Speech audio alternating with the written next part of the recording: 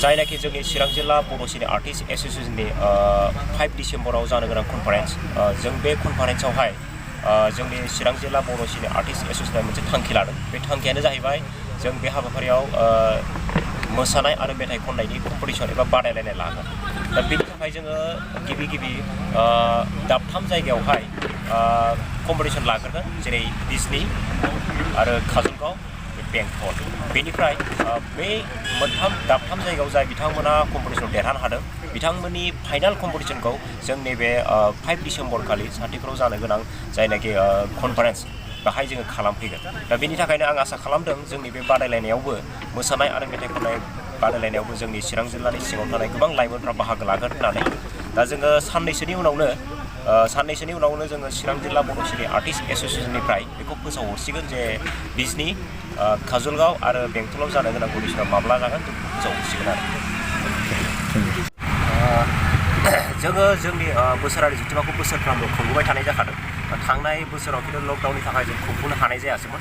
खिन्थु जोङो देग्लाय गोबां गिदिरथार थांखि लादों।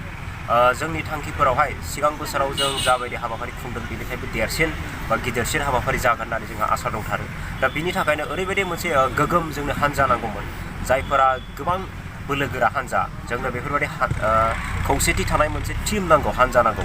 दा बेनि थाखायनो जोङो गोबां जायगाबो गिदिंदोंमोन, नाथाय नुहुरबाय जे सान्तिपुर ओनसोला गोबां बेवहाय थानाय रायजो राजाया गोबां राफोद, खामानि मावनायाव जोबोर खौसेथि दङ होननानै। थ' जों बिनि थाखायनो जों सान्तिपुर ओनसोलखौ टारगेट खालामहरदों जे सान्तिपुर ओनसोलाव जोंनि हाबाफारिया खुंनाय जाथों होननानै।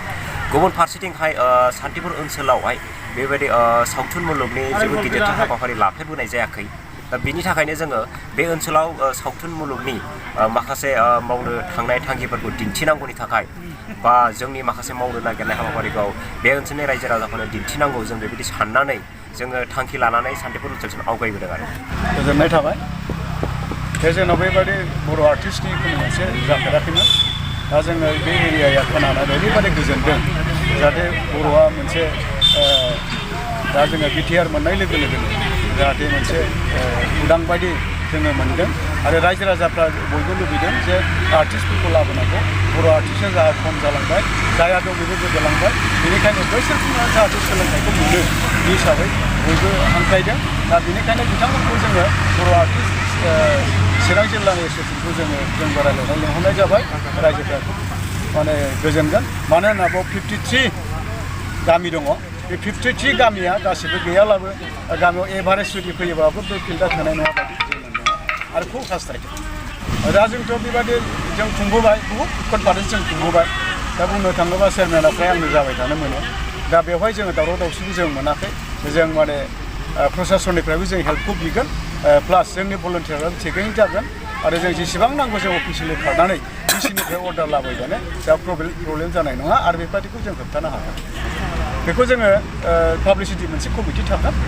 दा सानसेनि सिगां जों बेखौ पाब्लिसिटि खालामनानै जे बयबो लैहोर फैनानै जाहाथे बिथांमोननि आदब खायदाफोरखौ सोलोंनो थाखाय बा सोरबाफोर जुदि गोरोन्थि दङब्ला दिन्थिफैनो थाखाय जों बेखौ खावलायगोन।